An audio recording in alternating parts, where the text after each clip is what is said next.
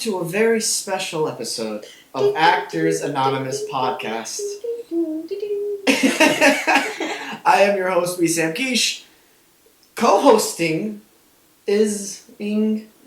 co-hostings with me? Co-hosting. Gotcha.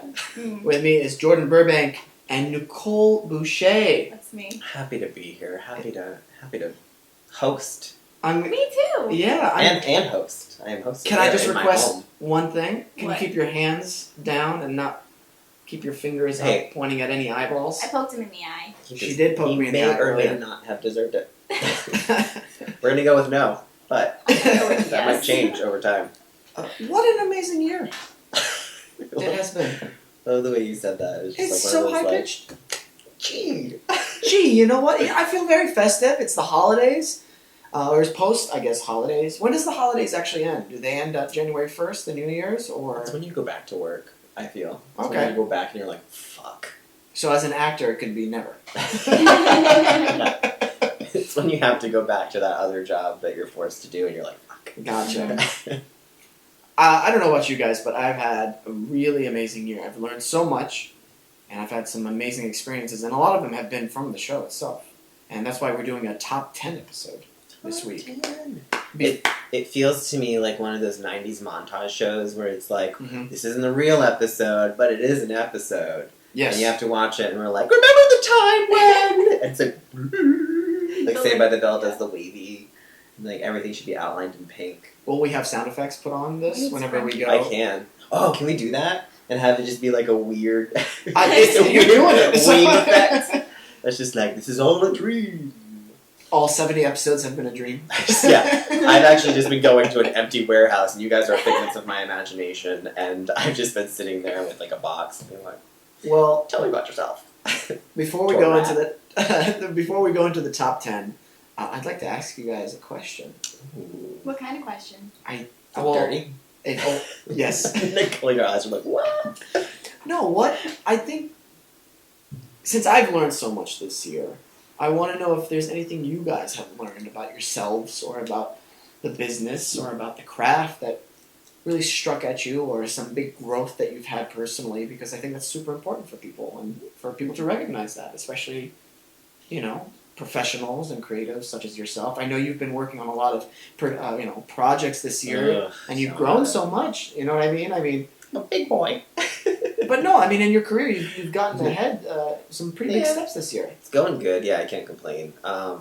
I've learned a lot about producing, about what goes into even the simplest ideas to make them very complex. I've learned a lot about dealing with vendors, outside people, trying to get people to give you what you want when they don't want to. Right. But I think I learned a lot about the podcast for me.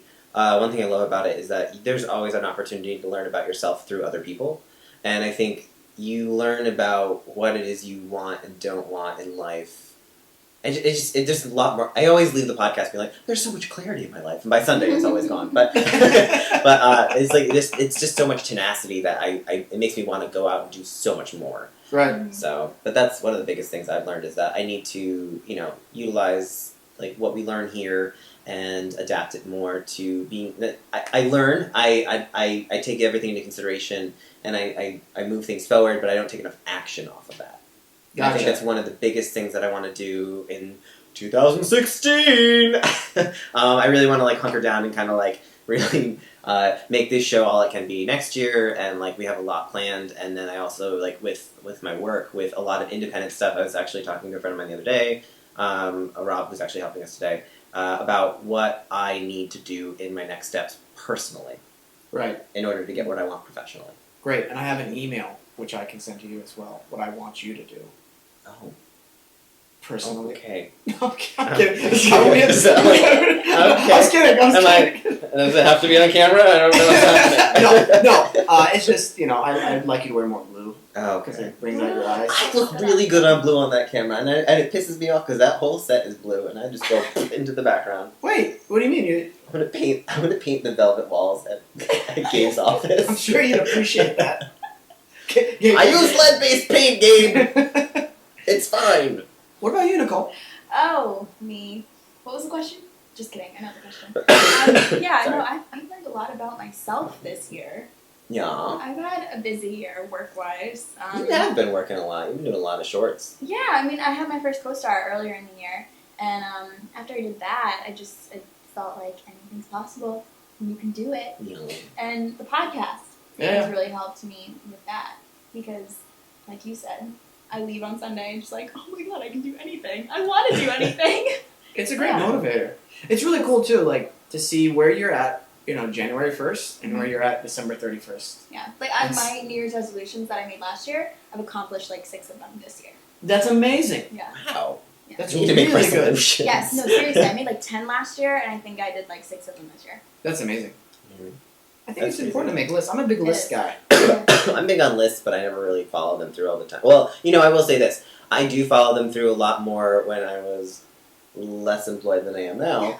But it's hard. It's hard. Like, it's hard trying to manage, like, what you want professionally and what you want personally on a professional level, if that makes sense. Do you know what I mean? Like, what I want, like, my job versus my career, like, I want 2 different things for that.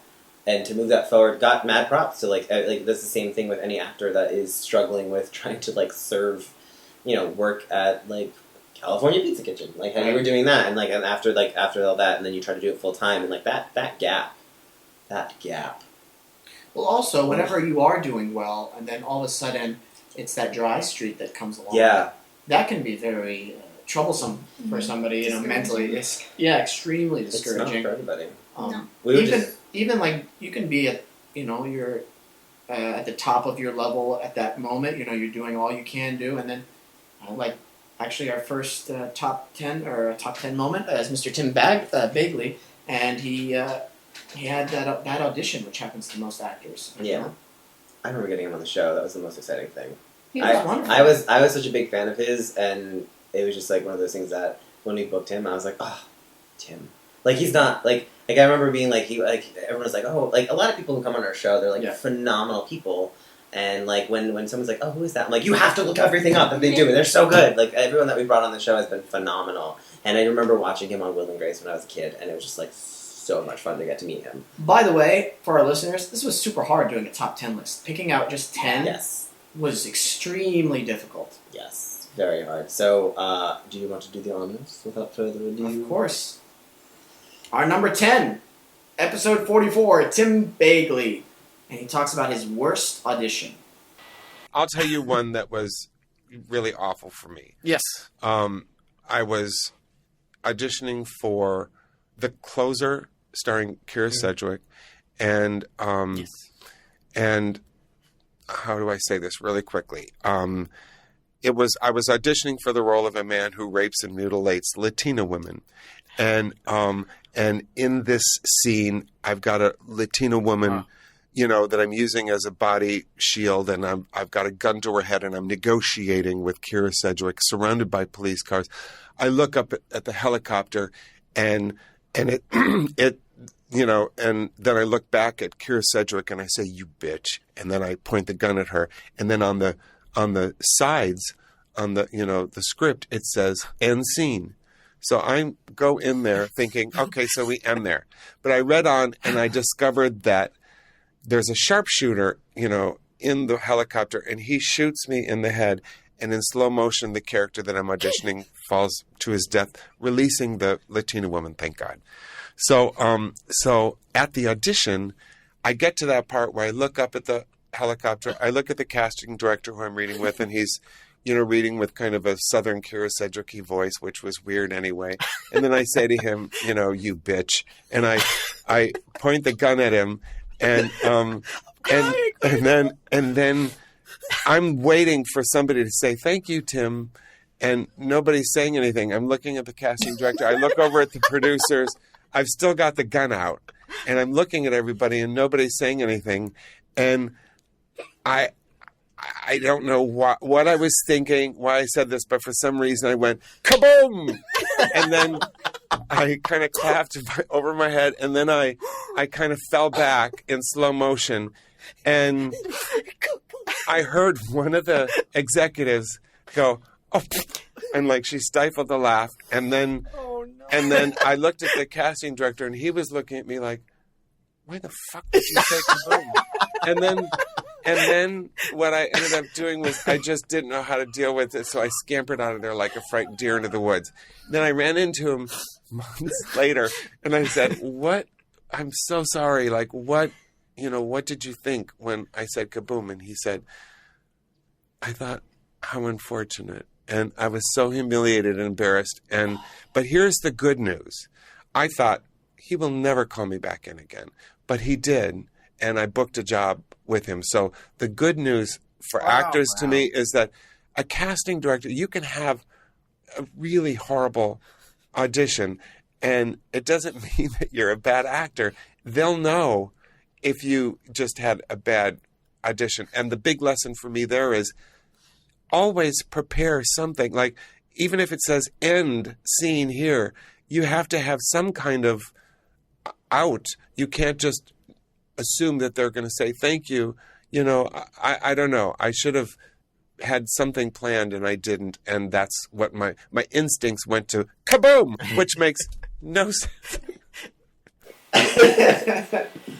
Oh, man. I love that story so Probably one of my favorite. Oh, yeah, no, there's some doozies of these audition stories. You know what's really sad? Everyone has a story like this. It's like, more than one. No, I know. It's Oh just, my gosh. Kaboom! And that's one of those things, though, is like, Tim constantly works all the time, and like, that is like, to me, I kind of just go, you have to know that kind of person. Like, he's going to do something like that. Like, that, just interviewing him for an hour, I was like, we're best friends now. It was just, you knew that was the type of person he would do that. Oh my gosh. But it made me feel better knowing that, wow, even like people of that high caliber still have bad days in the office, if you will. That's like, oh my god. Do you ever do that? That like, I constantly, I do it on the show too. I'm always just like, blah, blah, blah, blah, blah. Like, I just flub my words so badly, and I just like shut down. Yeah. So I wish I wish someone had enough time to go through like all of our misfortunes on the show to like just like string those out like together. a highlight reel of misfortune. Yeah. That'd be great. That's why you should always prep. Shut up. Not you. That wasn't directed right at you. I'm just mean to you in this podcast. Fuck you. Careful. I seek vengeance. Any more references? I don't even know. Yeah, I'm just going to keep rambling off quotes from... Number 9, Nicole. Who is this? She wasn't there for this episode. That's right. I know, I'm teasing her. Maud. Maud Garrett from SourceFed, who is one of the people I work with. She's amazing. Right. She talks about what it's like being a host when she was back in Australia with Nickelodeon. Let's check it out. Different question from Maud. Any fun Nickelodeon memories? Oh my goodness, I've been slimed so many times. Really? Oh, I don't say that with a what smile does on it my taste face. like? I was so sick of getting slimed. Tell us what slime tastes like. Well, it depends. gosh. It depends where you are. If you get slimed at one of the awards festivals, it's a lot more synthetic and thinner, and you literally, being a blonde, I had to be in a shower within 2 minutes, otherwise it would stain my hair green. Oh my god. Oh, because it's food coloring. No. No? No, It's even worse. it was non-toxic, but that stuff was like... hope so. It's chemical. It's chemicals, legit. It was legit. But if you're on the road, which is what we did a lot, and we'd do slimings in these big events. Slimings on the road. And that's literally just custard and food dye. And so, of course, I would get slimed. I'd be covered in it. And within 4 minutes, it would set and start to get... Cake. Yeah, and it would start peeling off and going off because it's dairy. And it was like, I'd got thrown a hand towel. And it's like, all right, well, clean yourself up. Great job today. Bye. Wait. And I'm here going... because I just stunk. Custard is like made from eggs though, so it's not just dairy. There's like egg. I'm sorry, my bad. All right, let's move on. That's crazy. How many times do you think you've been slimed? I don't have enough hands or toes.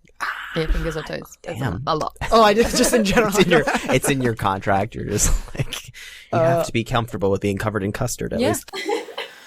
I love custard. If Maud was covered in custard, I'd eat it right off of him. That's good to know. Yeah. Maud can know that. I would tell her that to her face. I always wanted to get slimed when I was a kid. Right? Now I don't. You had Gak at home? Hi, Gak. You had Gak Floam. Floam was like the cheap Gak. They The bullshit Gak.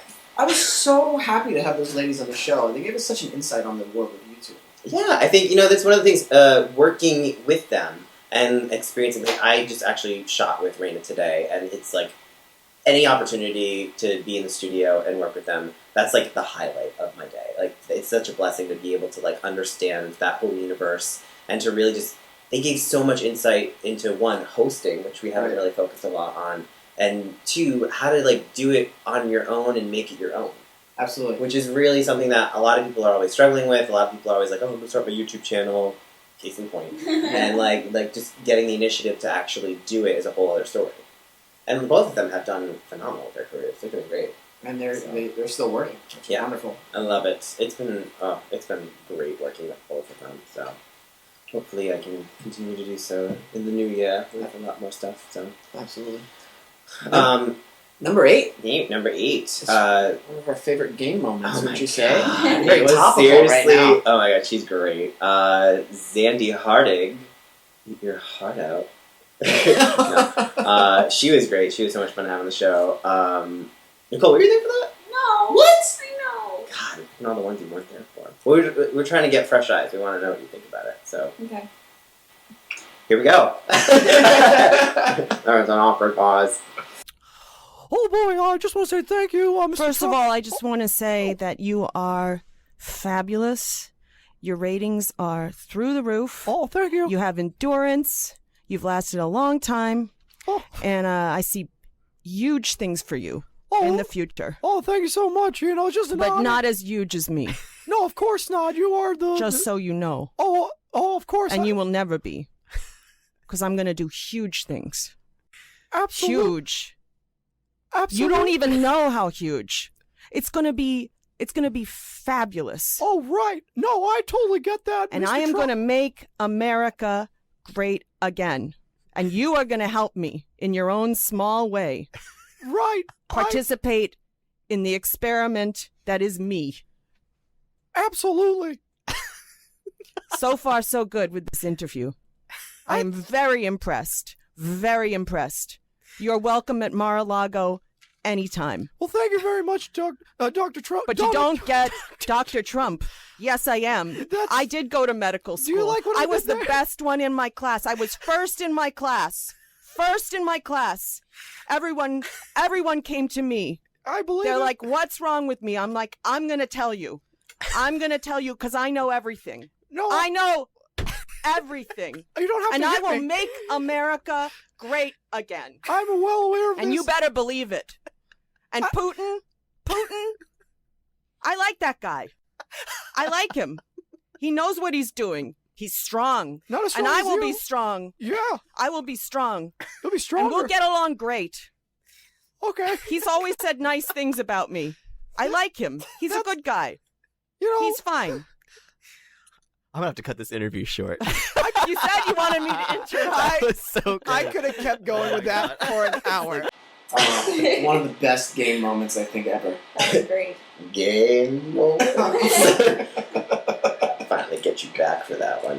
No, that was like Zandy. Zandy made me laugh that whole time. I was crying at that point. She's so talented. That she is, and her Twitter is hilarious. Oh, I love You need her to follow Twitter. her on Twitter if you get a chance. Zandy with a Z, right?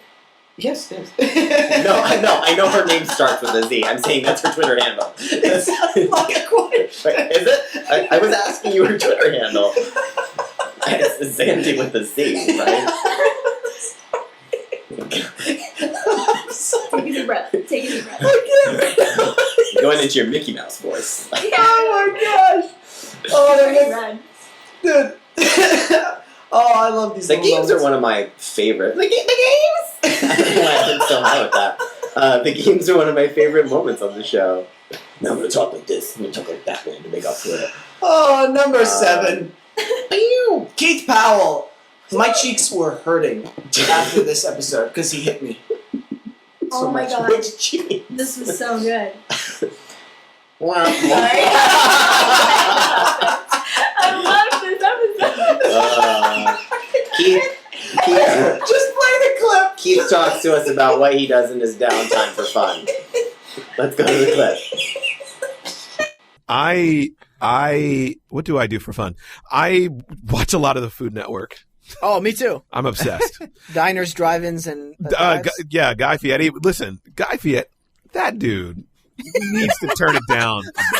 He needs to turn the volume down. Just maybe like a notch or two. Not that much. No, keep just him at a little bit. I want him to turn it up more. You want to go further with it. Yes. You know who I'm obsessed with on the Food Network? Well, I'm obsessed with two people on the Food Network.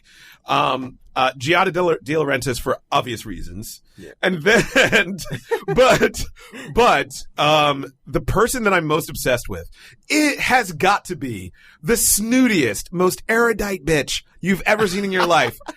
But I don't know why I'm so obsessed with her. It's Ina Garten, the Barefoot Contessa. Oh. I like worship her. I don't, and she's so snobby and so like Hamptons, like exclusive, like distancing. It's very clear that she like spits on children. Wow. I love that. It's very clear she spits on children. You know what I mean? Uses Mexicans to wipe up her driveway or something. Like it's very clear. If I ever need an insult, can I just text you? Right. The only reason why I can insult her so well is because I'm so obsessed with her. It's very clear that that she's clearly like living in a different planet and everybody else is beneath her. But everything that she makes is like golden. She has like the best taste I've ever seen in my life. I will tell you, I went to a wedding in the Hamptons because that's where she lives, in the Hamptons, right? I went to a wedding in the Hamptons, and I literally said to my wife, I was like, okay, so we have to find Ina Garten's house, and we have to drive by it like 3 times. And we found it, and we drove by it like 3 times. I'm in love. Sorry. Wow. I love that guy. Oh, he was great. He was one of my favorite guests that we used to have on the show. They're all my favorite. I can't choose. I love booking them. Like being your favorite child. It's every time I make a booking, I'm like, oh, this is so much fun. Well, he was extremely motivating for me also. Like, if you listen to the whole episode about creating your own content and just putting it out there. Yeah. What was he? It's Keith with one leg? Broken leg. Keith's broken? Keith. What? I'm going to get shit for this. Sorry, Keith. Shit people say. It's Keith's broken leg. Keith's broken leg. It is, yeah. Keith's broken leg. Yeah, if you Google it, you can find it, and it's really fun. It's really well done work. He was phenomenal, and I loved. We just had a great discussion. Like we went on every topic. Oh, and if you want one of the best, what's his name, Tracy Morgan stories of your life? Oh God! Listen to that episode. Yes. We had a listener question ask, "What's your favorite Tracy Morgan moment or story?" And he was like, "It's a doozy." He does a great impression of him too. Yeah, it's wonderful. Love it.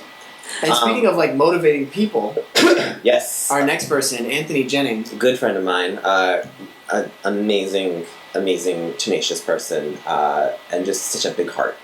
So I wanted to run a marathon after we did the yeah. He's very one of his biggest things is like, well, he said it on the show too, is that he's a motivator. That's and plain and simple. Every time I've ever sat down and talked to him, I'm like, the same way. I'm like, I want to just run as fast as I can, as far as I can, in any direction. We're right by the 101. That'd be horrible to do. I'm still going. I'm so motivated. Like Forrest Gump. Never seen. What are you saying? You've never seen Forrest Gump? What is that?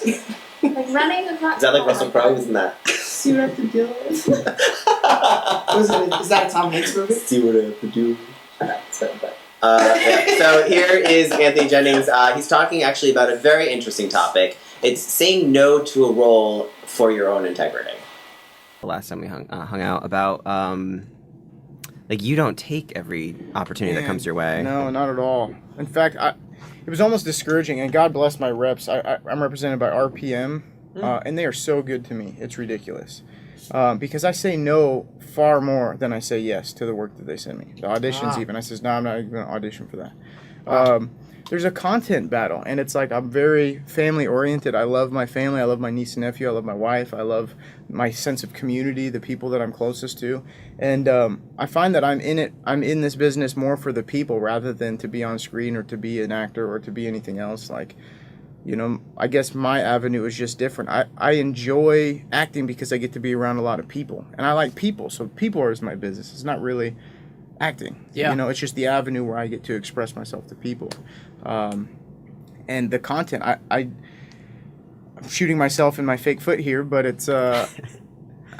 I don't like a lot of the content that comes out over the airwaves now. You know what I mean? Or or the stuff that you put on TV. Like we've taken treasure and exchanged it for trash. Like we're not contributing to humanity anymore in a positive way all the time. It's like we just push out a lot of garbage, and it's girls will take off their clothes just to be on TV for 15 seconds, and it's like, well, what are you doing? Like you just sacrificed a whole lot of stuff, and it's like, man, what a shame. Like I don't think that that's what this industry should be about, and. And we don't say and we're back. And we're back from that brief 1.5 minute clip. Integrity. I love that about it. No, I think that's really amazing. Like, it's one thing you don't actually hear a lot of on our show. From whoa, but not integrity. I'm saying from a level of one thing I love about Anthony was a lot of people in the industry, especially in our age and stuff, are like. Go for it, grab it, take every opportunity that comes your way, and you don't have to. That's he does it because he likes doing it. He sees that if something isn't worth his time, it doesn't matter to him to get him to the next level. It's not like he's utilizing his time, in my opinion, to the best of his capability. Well, he's also set his boundaries of what he wants to do with his life, what's the most important things in his life, and he doesn't cross those boundaries, and he's happy with where he's at. It's so important. Absolutely. Nicole, I couldn't agree more. Yes. You're right, it is important. That's also why it's in our top 10. I love you. We got Hemingway here. This is why I stay behind the computer. We still pick on you there. There you go. You get all the shots in, though. You can cut us off if you wanted to. Yep. We need to talk about Nicole. Serious conversation here. She holds too much power. Number 5, we had a wonderful listener question for our episode with Bo Merchoff.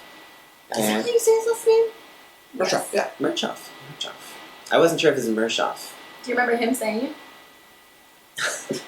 I was drinking that day. No. I work with the guy. I know. Oh, you do? Just kidding. Awkward. Oh my gosh. Listener question asking Bo about what his perfect idea of a perfect date is. Everything all right? I got one. Lindsay Fisher asks, perfect date. Perfect date. Okay. We start off at a bar. Me and you? Are you talking about? Well, yeah, of course. Of course. What do you think I was talking about? Have a drink, chat in a nice environment, get to know her. Okay. Then we go to something, and that could be anything. Anything. Like a something. This is very. This is what a something is. Yeah. Something is a movie, play. Hell, I'll go to the ballet. I'll go to hell. I'll go to hell. I'll go to hell. Wherever it be, a walk or an activity. We do an activity. Afterwards, we go very vague. Afterwards, we go get some more food, and then of whatever that food may be. It can be anything. Pizza. You can go. What's this? The yogurt, frozen yogurt. Yeah. And then we go back to my. No, I'm kidding. I drop you off at your door. I kiss you on the cheek and say goodbye. I see you later. That is an answer. Okay, well, it was a perfect date. Like, I don't know, we go to the moon, Wesam. Is that better? That would be. Yeah, I take you out into space. Yeah, perfect. Yeah, feel the G-force on your body. I think a first date in space would be amazing. It sets the bar. Pretty high. Yeah, and then after that, it's just downhill. Is there a bar in space? Oh, there is. It's called the Cooper Belt, I believe. Okay. Is there anyone from Awkward that hasn't been on our show? I love having the cast. I know. We have to narrow it down. We almost have a full. Gotta catch them all. But no, seriously, if you ever get a chance to see Bo in his live theater show, he mentions it on the podcast. Go see him. He is an actor's actor. He's actually very, very talented. Where is it? I loved him on. I used to watch him before when he was on Desperate Housewives too. Oh yes, on that. Yeah, he did a very good job. He's a very, very talented young man.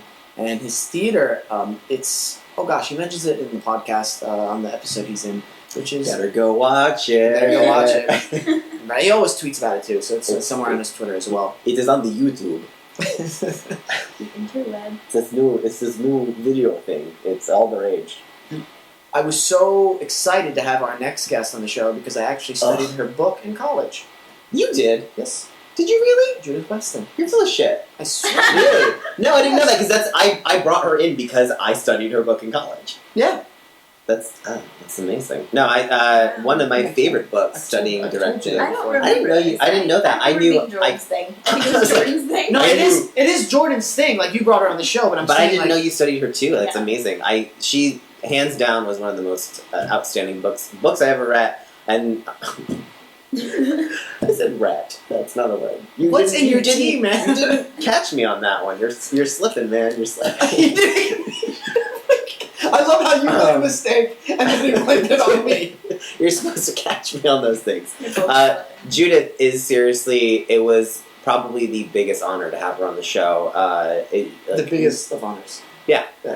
No, it's really... Yeah, pretty much the same. I'm just echoing. It was a great episode. Yeah, and she definitely showcased something that I learned a lot in person that I didn't even realize from what she taught in the book. So no, absolutely. Let's check it out. Well, no, I think that it sounds like you give yourself a permission to make it your own. And that's the thing you have to do. That's the right thing to do. That's what actors need to do when they get a direction that feels, like a result-oriented direction. They have to give themselves permission to make it their own. So, to find something truthful inside. Absolutely. And rather than trying to aim for what they, might guess. Right. Because when the direction is vague or general, unspecific, when it's vague like that, more energy or angrier, then you're only guessing. You're guessing at what they have in mind, and so I always want to recommend to actors: don't guess. Mm-hmm. Don't try to guess what's in their head that they're not able to express. I do think that I never want actors to get angry or disappointed in directors. But I think it's always good the positivity comes in here with, it's always good to believe that they have something in mind that matters to the story, that they are loyal and passionate guardians of the story.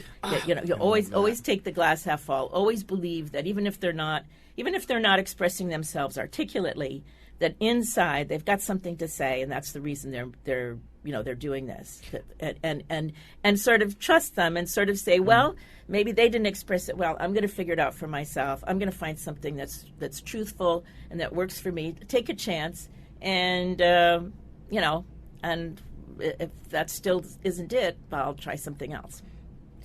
I love how she talks about the importance of clarity for an actor.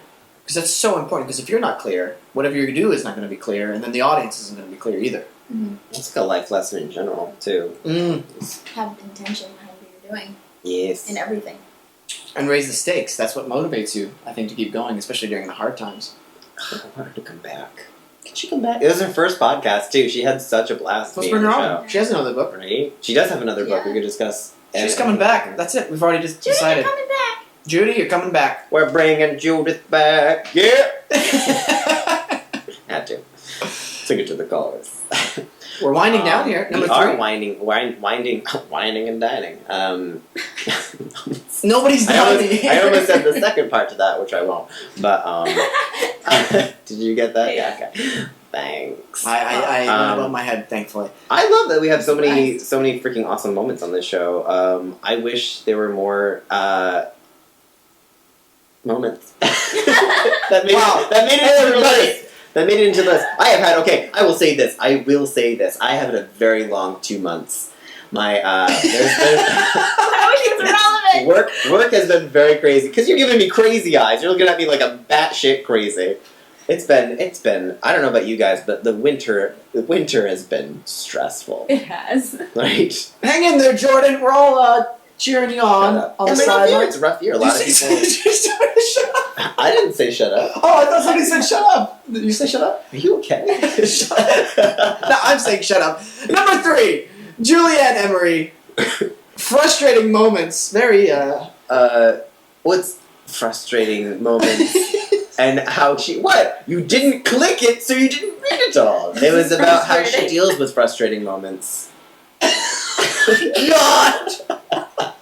Oh, go ahead, Jordan. Let's see if my contract's renewed for 2016. So You broke Tupperware. That's the you broke that doesn't happen. So what we were actually talking about was gaming, right? And I do enjoy gaming, Right. and I enjoy it. We were talking about why you game, and you talked about in your opening monologue about using those things to blow off steam or to correctly and not letting them completely overtake your life, which I can be obsessive in that it can take over life if you're not careful. But so there was a pilot season where I tested 16 times and did not book a pilot. I got put on hold 4 or 5 times while they went and negotiated with a star. This was very frustrating for me. Especially because sometimes during pilot season, it's a perceived star instead of someone that, like, if I always think if my family doesn't know who they are in the middle of the country, then they're not really going to help me that much. That's fair. There's a perception game that happens, right? So there was a day that I was very frustrated, and I threw a piece of Tupperware in the sink and broke it. That's amazing. That really is. That's amazing strength. So I'm stronger than I look, yes. So my husband left and came home with an Xbox and Battlefront and said, "You're taking the night off. Kill bad guys until you feel better." So first of all, absolutely. How well does my husband know me, and what an awesome partner do I have in life? That's so... And second of all, it totally worked. Like, I felt better the next day and was ready to go right back at it. Perseverance. Talk about perseverance, right? Perseverance. What do you mean? Well, like, testing 16 times. Oh, I know, right? And then not getting that, and then being put on hold. I mean, you have... yeah, of course you'd be frustrated. If you weren't frustrated, something's wrong with you at that point. Yeah. That's like a lot for anybody to just kind of go like, that's, to me, after that, you have this mixed feeling of like, I'm really good at what I do, but why aren't I good enough to get those roles? You know, that's, because she's phenomenal too. She's done amazing. Like, she was just in Fargo. She did Better Call Saul. Like, she's done amazing. And she did Masters of Sex too.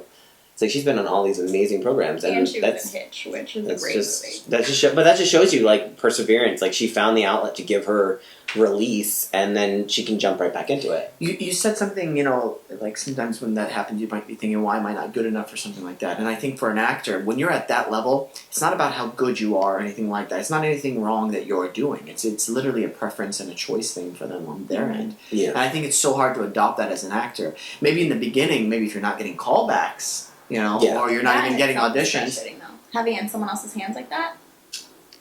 Well, what do you mean? It could be a look. It could be like her hair isn't the right length, or you know what I mean. Oh yes, it's absolutely frustrating, and 16 times in a is extremely frustrating. But that's whenever we accept to be an actor, or we want to be an actor in this business. That's part of the responsibility and the. But I think it's really important. I think Porter Kelly talked about it on the show too, where it was just about finding an outlet outside of your universe, like you have your career. In the career, especially living out in LA, everything feels like it's the epitome of everything, and you have nothing else to live for. Right. You need to find that outlet, that thing that kind of gives you, like, for me, I would love to be like, I love finding fine wines and traveling abroad. It's like, no, I like watching, like, binge watching Netflix on the couch and not showering for 2 days. Like, that's my thing. Go watch freaking Jessica Jones for like 3 times over, and then just like good shit. But that's me. But I feel like everyone needs to have something that kind of like keeps them out of their loop and then puts them back into it. Also, people need to realize that there's no perfect job out there. Every single job has, parts of it that, people don't like, and that for some of our listeners, they're not actors, they're other types of creatives. I'm sure there's parts of their job that, they don't like, but they put up with it. And so for acting, I mean, it's a really sucky thing because it's out of your control, like what you were saying before about the looks. But it's always stuck with me. It's really weird. I had a middle school teacher, English middle school teacher, and he told me something, and it's always stuck with me because he said I used to be in banking, and then I switched over, because I got sick of it. I hated my job, and I came to become a teacher. And he said, if you love your job at least 51% of the time, it's a job worth doing. Interesting. There's a lot of jobs I hated well over 80. Right. Number 2, Diane Raphael. Go ahead. No, you. One of my favorite moments.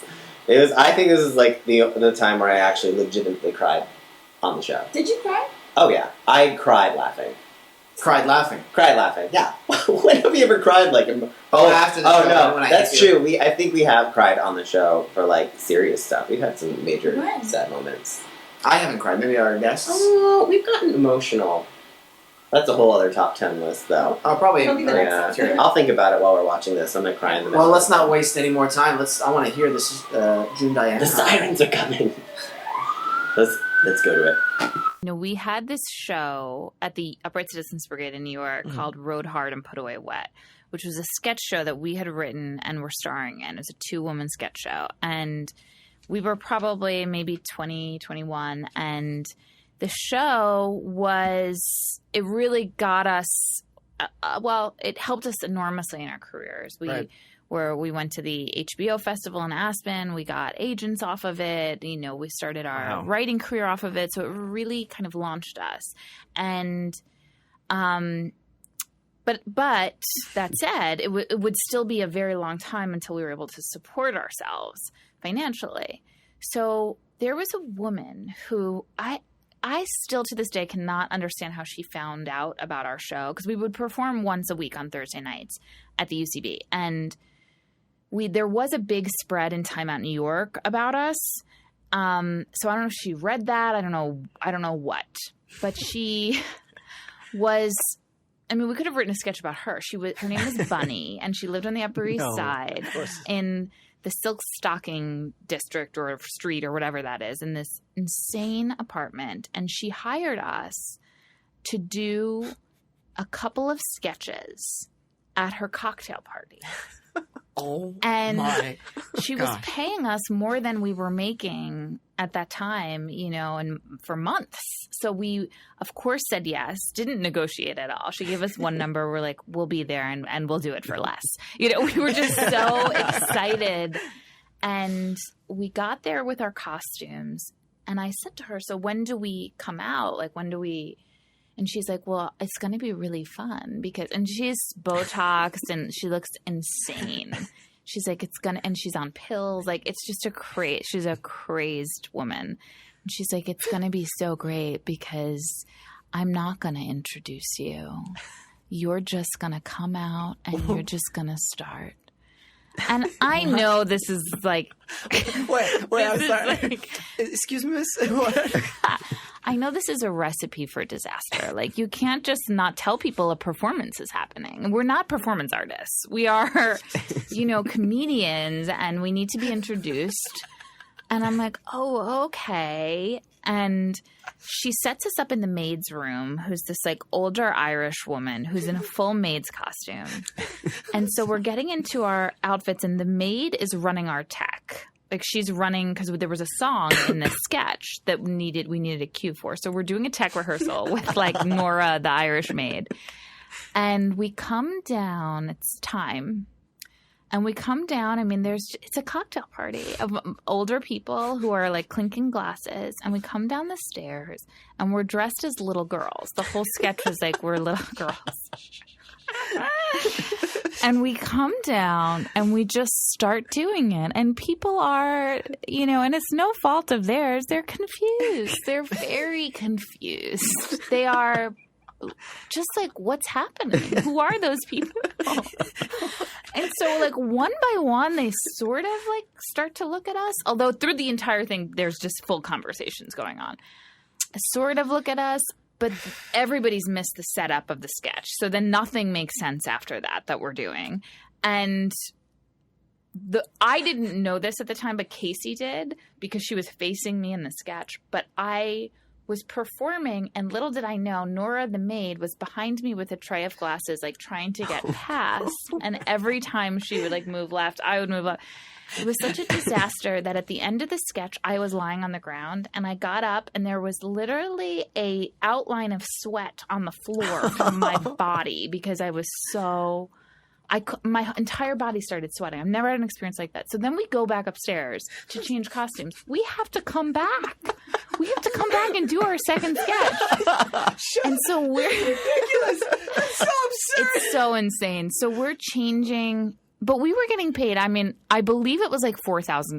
So it was $2,000 for each of us for what amounted to like an hour of work. Wow. So it was like the biggest thing that ever happened. So of course we were going to go do it, but we changed costumes and I'm like, Casey, like this is like, they didn't know what the fuck was going on. And the woman's just staring at us, like smiling from ear to ear while we're performing. That's awesome. So then we come back down the stairs and I'll never forget this older guy, heavy set with glasses on, holding a glass of white wine, like sort of sees us from the corner of his eye and turns to the woman next to them and goes, "Here they come again." It's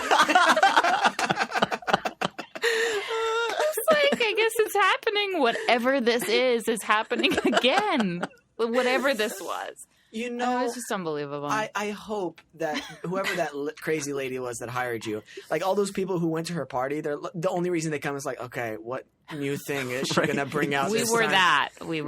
That one night. Wow. Who does that?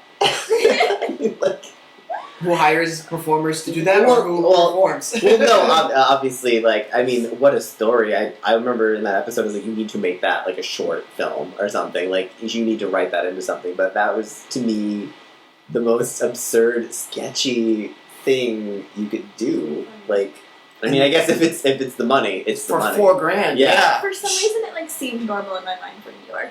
You know? Yeah, in New York, that there's seems weird kind of normal. people do weird shit there. Yeah, so maybe. I picture it being, you know, I always wonder if it's like one of those things like the movie Rat Race, where it's like a bunch of people just giving money, like betting on like people that are like doing weird shit. I don't know if I could do that now, even for that money. You could. It would be like, I mean, yeah, I could for the money, but like, the whole time I'd be like, this is bonkers. This is bonkers. You'd have to do it because it'd be like the weirdest experience. You like, wouldn't you just want that? Like, I've done shit. Yeah, out that's here that true. I'm like, I've done stuff. I'm like, really? Why did I do this? Like, this is the most absurd thing. Oh, because I could be able to tell the story. Like, to me, that's like the more fun part. Bucket list. Well, we are wrapping up. Our number one moment is with Jenny O'Hara. Yes. And it's a great story about perseverance. Yes. Would you say? Persistence. Is that the same thing? Perseverance, persistence? No. I think it's persistence and perseverance. Oh my gosh. Well, let's play the word you said. But I wanted to go right away. I just felt it was really important. I wanted to go right away. So my boyfriend said, you know, he understands that this is a very tough business. And so he admires determination. So I said, okay.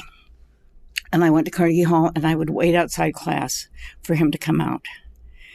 And I would start talking. And I'd say, hello, my name is Jenny O'Hara and I'm an actress and I really want to study with you. And I came in to see you. I was interviewed and you said that I could be on the list, but I really need to start right away. And he would just walk right by me. And so I'm following down the hall and I never stop talking. He gets in the elevator, he goes away. It's so humiliating. It's so horrible. But I thought, if I really want this, I have to really go for this. So okay.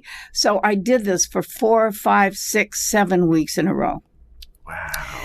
And then I thought, oh God. And then I found out where he lived. Oh my gosh, Jenny. This is amazing. He had an apartment on Central Park West. So it was the fall and it was a little chilly. So I got myself up there and I said to the doorman, I'm waiting for Lee to come home, but it's kind of cold. Could I wait inside?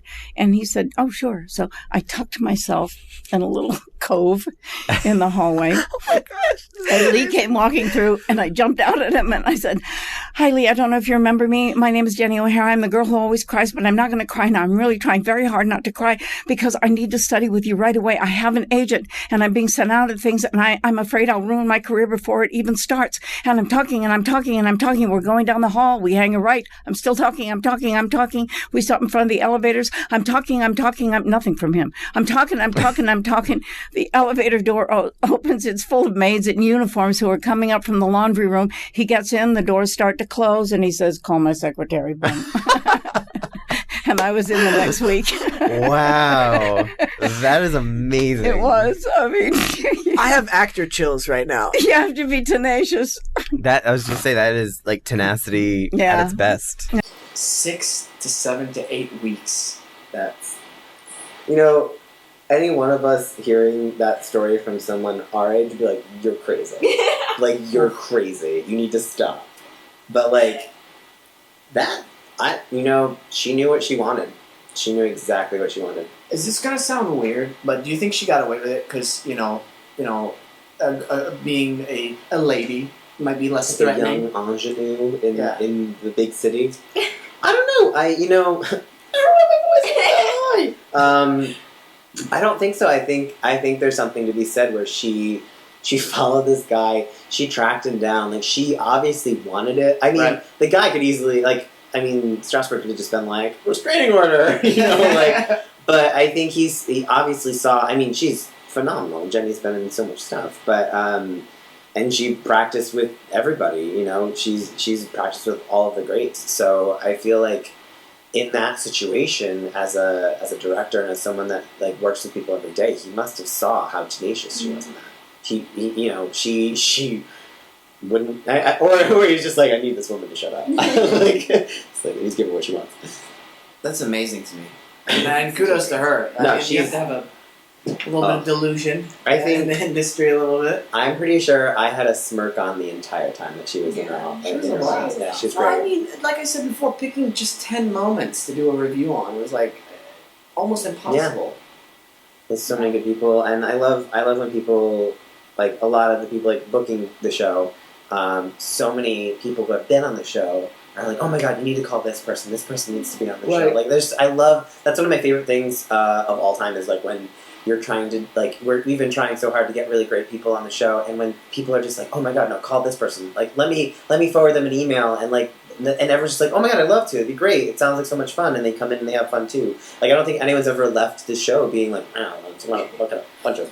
No, absolutely no. I'm really thankful that people have, responded so positively to it, and they're willing to share these things with our listeners and other actors. And there's a great Kevin Spacey quote. He said something to the effect of, "When you make it to the top, it's your duty or responsibility to send the elevator back down." Mm-hmm. And we're just really appreciative of all our guests really opening up, and some of them have opened up to really personal things. Yeah. And for the reason being, they had great growth and great lessons, and they shared that with everybody. It's amazing.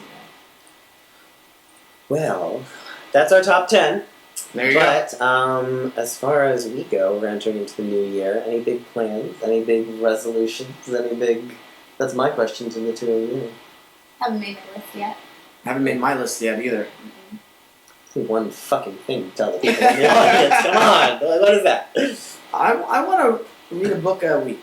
A week? A week? A book a week. That's one of my goals. That's a lot of time. That's That's ambitious. I think no. I like how both of you are like, oh, that's that's pretty good. That's pretty good. I didn't know you could read. That's not novelettes. Just Twitter. At least one Twitter post a week. How about you, Nicole? I really don't know. This is really difficult. I haven't thought about it, and now I'm being put on the spot. You know what? Career goals, life goals, personal goals, romance goals, puppy goals. Puppy goals? Puppy goals? Oh, we could steal a new sweater. No, no, I don't know. Just like do more things that make me happy. Is that a resolution? That's fair. Yeah. Happiness is that have tough to come positive by. reinforcements in your life. There Yeah, you go. not negative. I like it. What about you, Jordan? I actually have too much ambition. That's all for the show today. No, one of my biggest things is I'm starting a YouTube channel.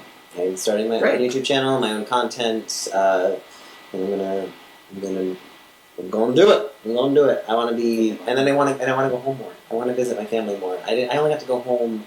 I went home last Christmas, and now I'm going home this Christmas. And I used to go home more to see my family. And I'm a big family person, so that's wonderful. Yeah. It's good to know you were not a clone. I'm not. Well, I didn't say that. I'm the evil twin. Where's the good Jordan? That's the one you met when you first started hanging out with me. No, it's been a lot of fun. It's been a blast being on the show and knowing you guys. It's been great knowing you. This is a special thing you guys do, this podcast. Oh, thanks, Nicole. That's really sweet to say. And I'm happy that you came on to really help us out so much with the mixing, with all that stuff, and which is great. I just love it. I love you so much. You know, me and Nicole came out here with 8 other people, and only one other one aside from the 2 of us has remained. Mm-hmm. So, Go team, go! Go team, go! Some Hunger Games going on over here. Yeah. Well, I've been murdering them all, and then shipping their bodies back. No, is that not what you're supposed to? It's like the last survivor, That was right? really morbid. I want to thank you listeners for always tuning into the show. It's much appreciative. Thank you for my awesome team that I have here and my awesome friends. And bigger things coming in. Get your head off my show. Oh, okay. Yeah, Nicole. No, thanks to everybody. Have a happy holiday season. Have a great new year. Be Hit us safe. up. Sorry. Don't take a drive. Just be safe. People need to be safe around the new year. Thanks, Nicole. Again, Hemingway over here. Be safe. Hey, it's valid. Some people aren't safe at New Year's. That's really true. Watch out for cops. It's New Year's. You gotta watch out. Be safe. Watch out for cops. Anything else, guys? We good? Don't text and drive. There we go. Love you guys, and always remember to listen, think, and then talk.